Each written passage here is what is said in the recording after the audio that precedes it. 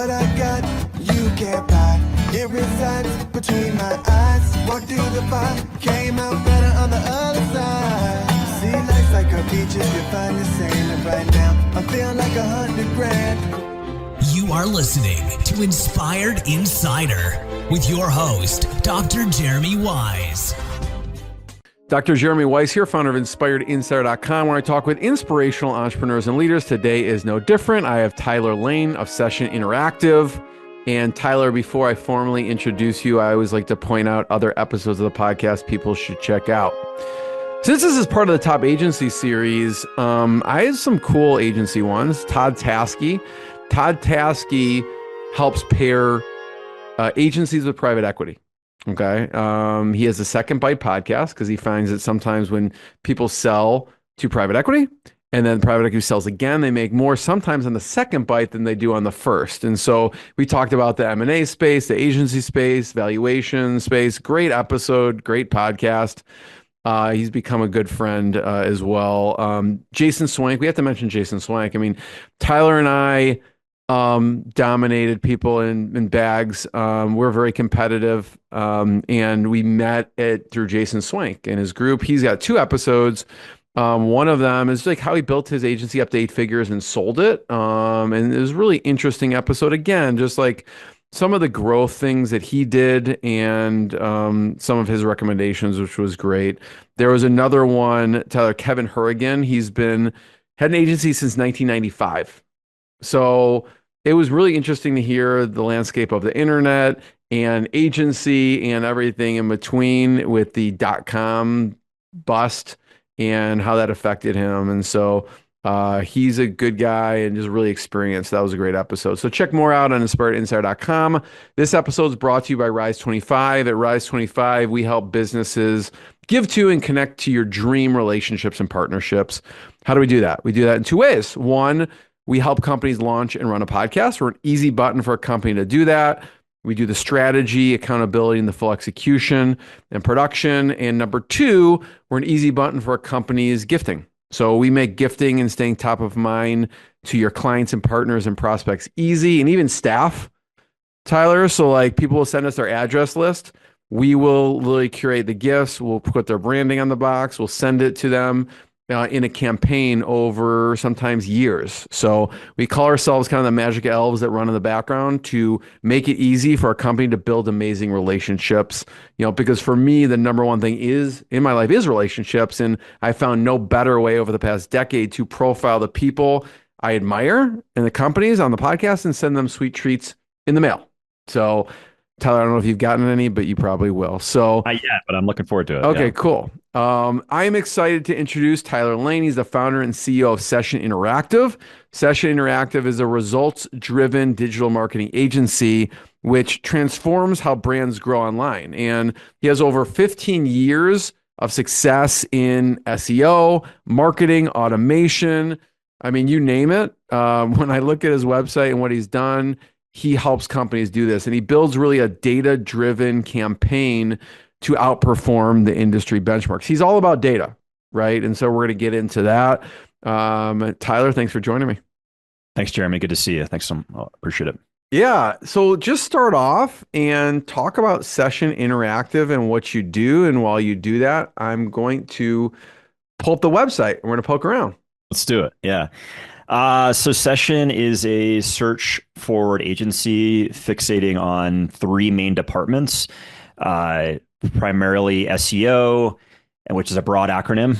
It's changing rapidly in the space with AI and a number of other things, getting into generative engine optimization, technical optimization, off-page work, content marketing, you name it. Then we have our paid media department, which is primarily paid search, paid social with a bit of programmatic. And then lastly, which is definitely our core differentiator amongst our experience, but is around analytics. That's primarily web analytics, immersion across Google products, Adobe products, you name it. We're immersed in there providing value and attribution-based insights. Talk about the analytics for a second. I know that you geek out on analytics, and everything goes back to really analytics. And when we talk about truly running data-driven campaigns, it's all about the analytics. What have you seen? Because you look under the hood, right? You got in there, you look under the hood. What are the mistakes people are making with in the analytics realm? Yeah, that's a great question. I think, I'll just start off first is we recognize that as just a massive differentiator in the space where there's a lot of paid media agencies and SEO, but their competency around analytics was pretty limited, and it wasn't really coming full circle at all. So, to really answer your question around some of the mistakes that we see, clients, every single instance of analytics, Google Analytics or Adobe that we've encountered has massive gaps, massive discrepancies, has issues in terms of cleanliness, attribution problems, you name it. I think there's probably maybe a handful that have been in like a really good place, but still has opportunities. And, it really is around trust. It starts with the conversion values to make sure people are understanding and attributing success to their campaigns correctly. And oftentimes some of those elements are maybe configured correctly, but they're really not understanding the full funnel as people walk through and digest content and go through specific items within the website. So making sure events are configured correctly so you can kind of understand people's user behavior and make strategic business decisions around how you allocate money across channels. And we want to simplify it for our clients. I think that there's a big intimidation gap too. People are not in the platforms as much. So we really want to utilize data lakes and back up things and then pipe everything into custom data visualization platforms so they don't have to go into analytics necessarily. They can see what they need to make the decisions that they need to within a real-time dashboard. You can customize the dashboard for them so they can just see it. Yeah. Mm-hmm. Oh, maybe we'll talk about an example. And I was looking at your website and I found Canvas Credit Union and multiplies conversion traffic 5 times. Can you walk us through what happened there? Because I'm sure everyone's like, I want to multiply my conversion traffic. Sure. Yeah. The credit union space has it's been thrilling, to be honest. I'll say this. I said this on a podcast a number of months ago about just the passion that these individuals have. It's unmatched in terms of their particular category. Why do you think? Because it's more community based, or yeah, it's community based. You're impacting people at these pivotal decisions in their lives, right? Around buying their first vehicle or buying their first home or buying their second home or vacation properties, you name it, and they're trying to really establish great relationships. They're trying to, of course, give them the best rates that they can possible and make sure they have this fluid, transparent integration with their financial institution, and which is awesome. And you can the passion with these individuals is really really impressive to see. So when we first got in with Canvas, it was evident that they had no real core SEO strategy. They had no real. What were they coming to you with? Like, what was the issue? Were they saying, I just want more clients or customers? Yeah. Or what?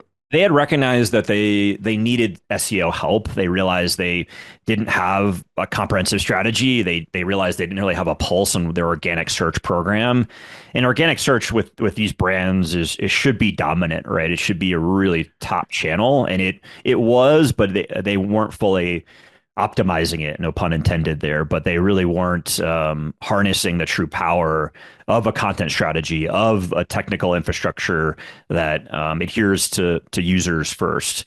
So those are things that we started off with an audit, then really a sound strategy from there and a comprehensive roadmap.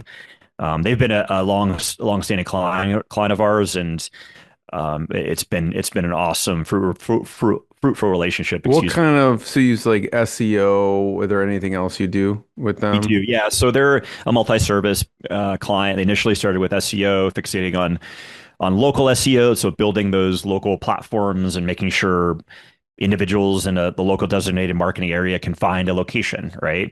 And then we help supplement organic growth with paid media and primarily paid search, which has performed incredibly well for again their local designated marketing area, which is all of Colorado. They're about 30 plus locations now, and really need to differentiate themselves and make sure that they're the go-to brand when people are looking for a financial institution. When you go into a company like that or any company, when you say technical infrastructure, I imagine there's a lot of stuff maybe they're not doing on the page. What's the one example of like a low-hanging fruit opportunity that people should maybe go check because maybe they're not doing it and it's so obvious to you, but not to others?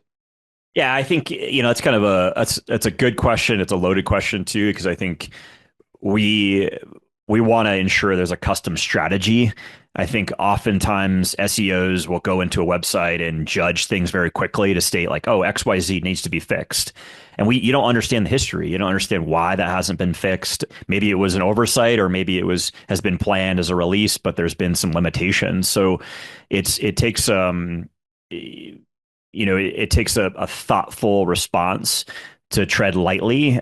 There's people that have been building website infrastructure or a custom CMS, certain things like that. So you need to, you tread lightly there. I will say, certain things around usability, speed to a certain extent, making sure that those core aspects are tenants within your strategy. Back to the analytics really quick outside of SEO. Well, it integrates with SEO, but is really around conversion tracking correctly and making sure that's set up and integrated. When we had first onboarded Canvas and a number of clients like them too, their attribution from an application, that's really what's their goal, right? Is to ensure They want someone coming on, they want applying for a loan or something like that. Yep. Yeah. And they want to then nurture those individuals, get them in to establish a rapport. And the attribution was not set up at the channel level. So they were getting click data. Like someone clicked on this button, right? They weren't getting full funnel. Okay. They converted on this particular application and they ultimately came through and became a customer, and it was attributed to XYZ channel or a group of those channels. So that's what we really helped do for them to make sure that was streamlined and reallocate marketing funds to more efficient channels and more efficient multi-channel activities. I'm curious, what's an example of something you changed based on what you saw with analytics or something else I mean, it could be with them or anyone, because I'm thinking, well, oh yeah, maybe through the analytics you saw this is in the wrong place. Like people are looking over here. I don't know. What are some of the things you had to change to help them optimize? Yeah, I love that. I think that that's applicable to pretty much every client we work with. I mentioned that word intimidation. Google Analytics has gone through a variety of changes. The most recent change or update is Google Analytics 4. And it's become, people are very frustrated in the community because it got away from the old instance, which is a lot more simplistic, a lot more user friendly. And so now with analytics, we are experiencing, again, people are becoming a lot more intimidated by going into the infrastructure. It's not as intuitive. So we're really wanting to educate clients in how to utilize the data more effectively. We want to ensure it's simplistic, and we want to help them analyze. And ultimately, it's questions that we ask them, like, what's going to be beneficial to your day to day in your particular job? These are individual questions, and how can we make it easier for you to make those decisions faster?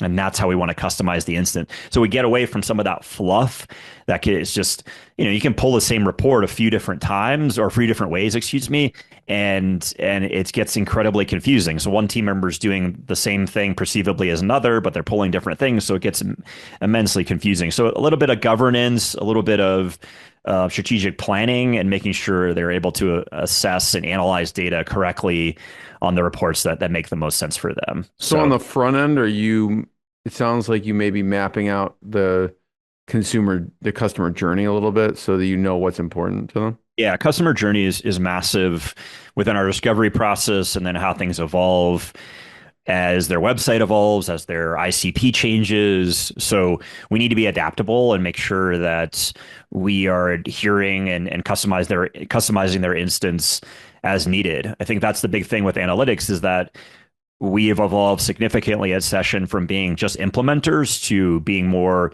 strategists, and on the analytics side, being more strategists and providing insights and analysis that can empower channels that we don't necessarily manage. It's just ultimately how can we provide better unique value to the client.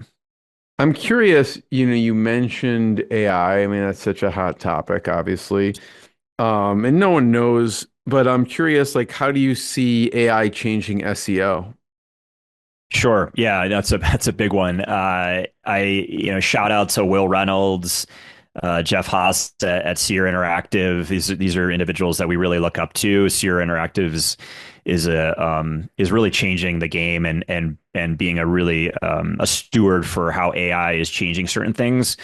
A lot of people are mentioning the acronym generative engine optimization, and ultimately things Like are changing. GEO? Is that what EO, is that yeah, what it's it an is? acronym, Okay. right? Do you think that's gonna catch on? I haven't heard that. I kind of Like hope not, to Geo, be honest. generative. I want to get Yeah. back to another. Maybe we should create one on this call that's like coined by Tyler, I thought, like yeah, whatever that is. I don't know. another We're gonna have to think confusing about that. acronym. Yeah. Eli Schwartz, I think his last name is. He wrote a book called Product Led SEO. Mm. He had a great post the other day at LinkedIn that I definitely agreed to. It's like GEO, SEO, whatever acronym you want to pick.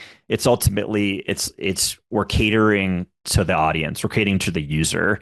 So call it whatever you want. The foundational elements aren't necessarily changing.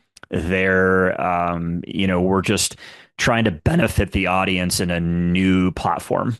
And, how do we structure that accordingly? It's always been the user. That's not going to change. I mean, may change until we're marketing to chatbots or marketing to AI bots eventually, but really is for now is really fixating as much as possible on the user, and that's really just been our focus always. Things change, algorithms are introduced, and people are sweating the nuance around that, but ultimately we're trying to stay true to what the user wants, and that really becomes outside of just the tactics with SEO. It's like, how do we immerse ourselves deeper in these client relationships to provide insights on the analytics level, insights on search. Reddit is making a push. Obviously, LLMs from DeepSeek to ChatGPT to Grok to Cloud. There's so many now, and it's becoming like there's definitely Changing every week. It is. It's impossible to keep up, but you need to get in the game. I love how you think about that because it comes from a fundamental strategy piece, right? Because the tactics will change and it goes into what won't change. And I've heard, you know, um, Jeff Bezos talk about that, and that's kind of some of the things he was thinking about with Amazon is like, what won't change? People will never go, I want to pay more for this. They'll want it less expensive and they'll never say, I hope it takes longer to get to me. Yeah. Right. They want it faster or as fast as possible. So I love that thought process when it comes to SEO or any business for that matter. Yeah, it's leading with intentionality. It's leading with just value. There's definitely a lot of words to say, but like trust and transparency, that's how we've been able to build great relationships. And it's not arbitrary upselling. It's value-based strategies to help adhere to your goals, right? And that's really where we want to come into play. And if we're not a fit in terms of our model or our structure around SEO, we'll refer you out, right? I think that's the big thing is we want to make sure you're getting as much value as possible with your strategic relationship with us. We'll get into some other examples. I know credit unions, there's e-commerce companies, there's a variety of companies. But what I think about is you have an interesting trajectory in your career, and we're talking SEO, paid search, and from the agency side, I'm wondering kind of the evolution of the services. But even before that, I just want to give a quick overview of we could speed through it, right? But at one point you worked at IBM, right? And a fun fact, I didn't realize, from my research that you actually played rugby in college. But just fast forward me through your career a little bit. Like IBM, what were you doing there and what was after that?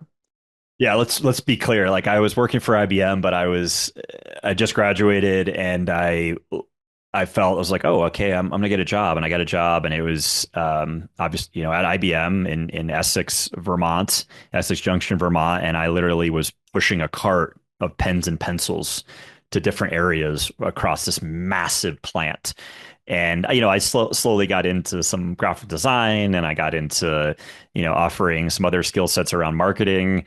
But yeah, that was a interesting place to be, but a great perspective, and showed me where I don't want to be. But it also really Why is that? Just because the corporate world?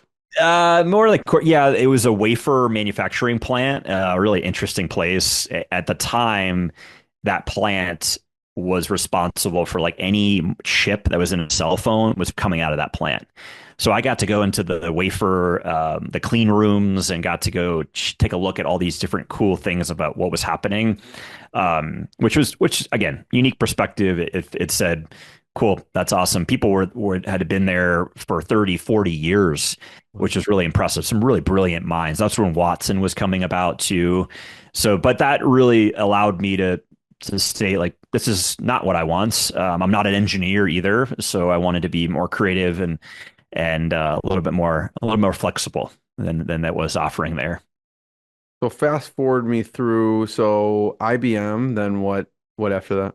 IBM, and then I knew I had a desire to move to the mountains, so I was in Vermont at the time, from Maine originally, and my sister was living in Colorado, and she would invite me out periodically. I'd scrounge up what money I had and go visit her. And you go from skiing at Stowe, Vermont to Vail, Colorado. It's a difference. And so initially I wanted to be a ski bum. I'm like, I'm gonna just go out there and be a ski bum. And I quickly found out ski bum doesn't really pay that well. So I Were you continued. gonna teach classes or what were you gonna do?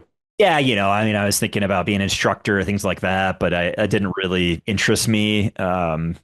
So I decided to reach out and kind of move it. I moved into my sister's for a couple of months and found a job and started consulting a little bit on the marketing side, and then ultimately got a job client side doing marketing for a health and wellness company. So talk about the evolution of your services when you first started. What did you decide to do, and then how did that evolve? Yeah, I love that, Jeremy. I mean, I think I'll back up even more a little bit. Just like the health and wellness company that I started out, they allowed me to get a ton of exposure to different things, through PR, through SEO, paid media, traditional media, you name it. Because we were contracting with a lot of different agencies at the time, so that exposure was incredibly attractive to me, and I was like, whoa! I immediately gravitated to analytics and SEO and other things.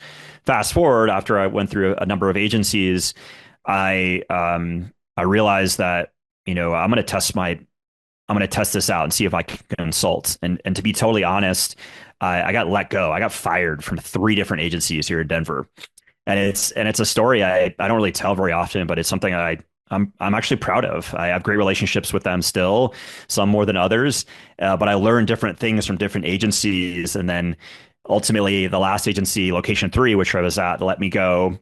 And they gave me a month or so, and they were really kind to me. They're good people over there. But and then I was like, all right, I'm going to test my network out and see what happens. I'm going to do some consulting here and there, some analytics work, some SEO, CRO, and it took I got some traction. And within the first year, it was going really well. I got really lucky. I don't know about lucky, but Yeah, right. when Exactly. hard work meets opportunity. Sure. Yeah. Create the luck. Create the luck. Yeah. Yeah. Um, and if it's personal, you don't have to share, but I'm curious, like you're an upstanding guy, I know you're detail oriented, you're smart, you're hardworking. Why were you fired? Yeah, no, I think so. The first one was Intelligent Demand. I was there for about 8 months.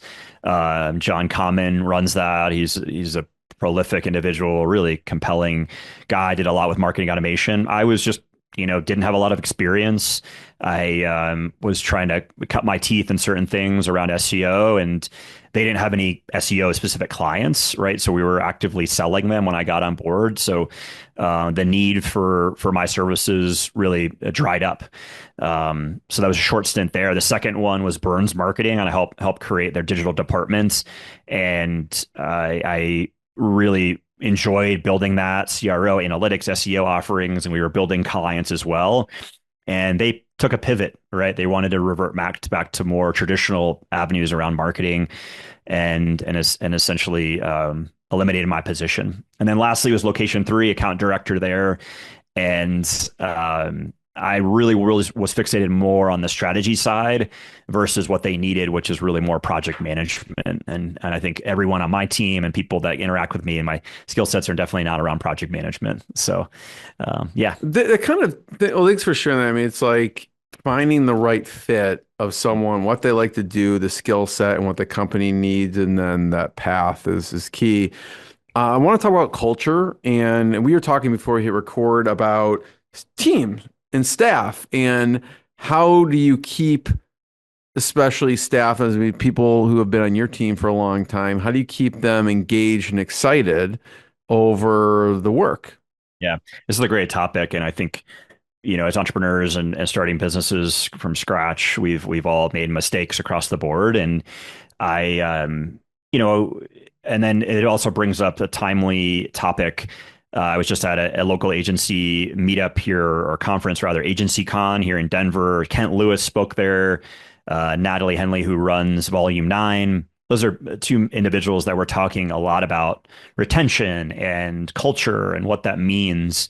And Natalie had some really good points around, culture is not the happy hour or the pizza party that you're having, right? It's about making sure that you are establishing clear goals, and you have open communication, and you're really incentivize and incorporate collaboration with people.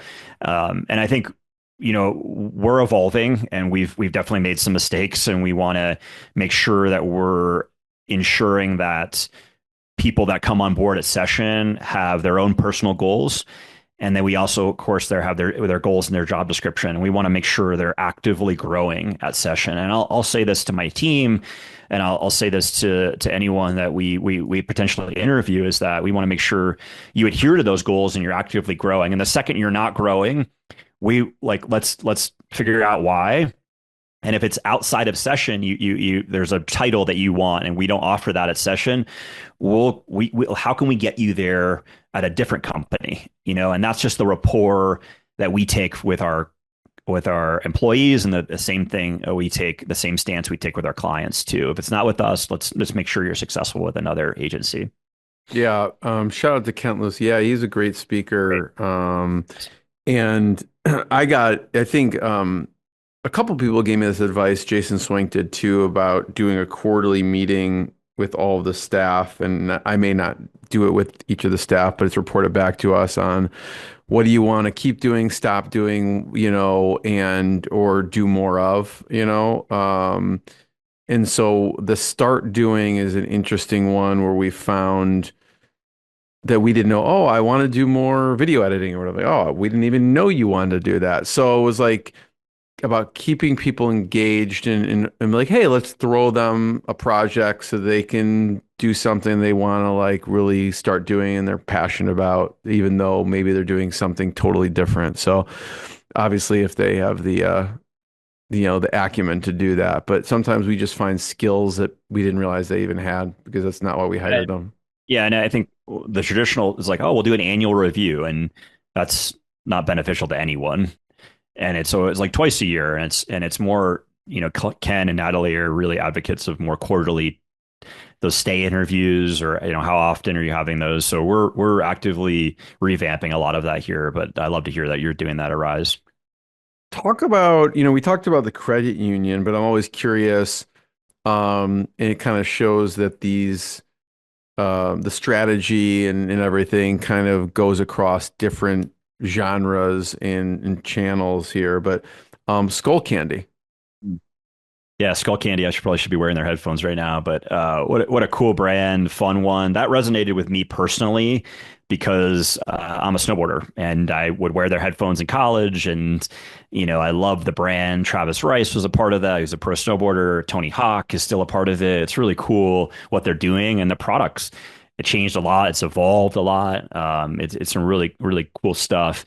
So we got an opportunity to run their SEO, and still do, and really being able to showcase and flex our skill set around e-commerce, which is a target vertical of ours. And helping them launch new products, helping them revolutionize, helping them just establish better credibility with their collaborations. They do a ton of collabs with, influencers and athletes and things like that. So there's so much opportunity there, and they're such a fun brand to work with, and incredibly passionate people about the outdoor industry. So it's all a lot of success there. We're actually putting together a formalized case study for them now, and a lot of big plans with them moving forward. First of all, Tyler, it's always great chatting with you. I have one last question. Before I ask it, I want to point people to check out sessioninteractive.com to learn more. And this kind of parlays into this question, which is some of your favorite resources, right? It could be podcasts, it could be software, it could be books. But start with your podcast and a couple favorite guests that you've had on. And then, just rattle off some of your favorite software, podcasts, or books. Yeah, I appreciate that, Jeremy. And again, you've been an inspiration to me in a lot of ways, not just on the podcast front, but on a lot of other things, just with your knack for being inquisitive and really developing relationships. So I really appreciate that. So our podcast is being launched here soon. It's called Built to Convert, and we've had a number of guests already. We've had some very exciting conversations, some really cool people from exciting industries that we're really, really pumped to share. A couple of guests there. Mark Minton, he's here based in Colorado. He runs Gravity Global, their mid-market division, which is a global agency specializing in a lot of different things, from search to website generation to all sorts of items, creative, et cetera. He's a mentor of mine, and he gives me a lot of inspiration. He leads the AI Council over there too, so we collaborate a lot there. Ryan Levander, he runs Red Naval Consulting. They do some pretty cool stuff on analytics and CRO. Technically, they're a competitor of ours, but hey, there's enough business out there, and he does some just great progressive stuff with analytics and CRO, and just immersing himself in the data. As far as some tools that I'm really excited about right now, we are bullish on AI, but we're really important that there's an essential component around making sure a human's involved. Using tools like Super Whisper are really cool. We love that. I'll be honest, I'm not really typing as much these days. I'm using Super Whisper to dictate. I've never heard of that one. Yeah, it integrates with pretty much everything, and it customizes everything. It links to OpenAI and other AI tools, and then you're essentially just speaking to it, and it customizes email responses and things for whatever you need in terms of long form content. It's really helpful. We're also, we're using a variety of AI tools that we really gravitate towards, and creating custom GPTs for clients and building those out. So those have been really exciting and fun to work with. And then we're also really excited about the Google Sheets integration with GPTs. That's not new, but we're really taking that a lot further with make.com and creating automations, which has been game changer for a lot of ways. Again, not to replace anyone, to essentially make them more efficient at what they do on a daily basis. What about podcasts? Any podcasts or audiobooks or books? Yeah, so I love we're Audible. I'm constantly on there looking for business books, and then how-to guides and things like that. One of the brands that I follow closely is SparkToro, Rand Fishkin. I think you've interviewed Rand. Yeah, he's been on the podcast. Yeah. Yeah, and Amanda over there are amazing people, and just like subscribing to what they're doing. Cyrus Shepard is on the SEO community. He's always influential in terms of his perspective. There's probably another 10 plus people that I really love and follow and really respect their outlooks. Will Reynolds, absolutely. Again, I already mentioned him at Sierra Interactive. His just intentionality, his value, the culture he's been able to establish, and his just overall mindset and vibe is awesome. So yeah, I have a couple Audible credits. Any recommendations that are your favorites? Put me on the spot. Yeah, 2 books right away. I think Dan Martell's book, Buy Back Your Time, is an essential read for any entrepreneur. The other one is Die with Zero by Bill Perkins. One of the best books I've read in the last couple of years. And just I think I actually have the physical version because someone sent it to me, but I do not read. I only listen. So I yeah, think I have to get that on Audible. yeah, yeah. No, it's those two in particular are awesome. Tyler, first of all, I wanted people to check out Session Interactive. I typically don't do this on camera, okay, but I have let's say a special self-proclaimed talent, okay, and self-proclaimed that I could spot celebrity lookalikes. Sometimes it just jumps out at me, okay, and when I tell people to check out Tyler, what he's doing.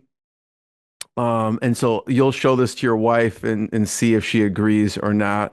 But typically I just do this off camera, but I just figured it'd be fun. Yeah. I think Tyler has a doppelganger. It may be, I don't know, like 85%. Okay. So whoever's listening could tell me I'm totally off or I'm not, okay, with this. But this is my Yeah. doppelganger for Tyler. Okay. Colin. Yeah, Colin Farrell. So I'm like, oh, you'll meet Tyler. He looks like Colin Farrell. So someone could disagree or agree with me. That's fine. But really, what matters if Tyler's wife agrees with me or not. So, but One of my buddies will likely joke that I'm more the penguin. He's right? I didn't see that character, so I don't know. Yeah. But no, thank you. Everyone check out Session Interactive and more episodes of the podcast, and we'll see everyone next time. Tyler, thanks so much. Thanks, Jeremy. Appreciate your time. What I got, you can't buy. It resides between my eyes. Walked through the fire, came out better on the other side. See, life's like a beach if you find the sailing right now. I'm feeling like 100 grand.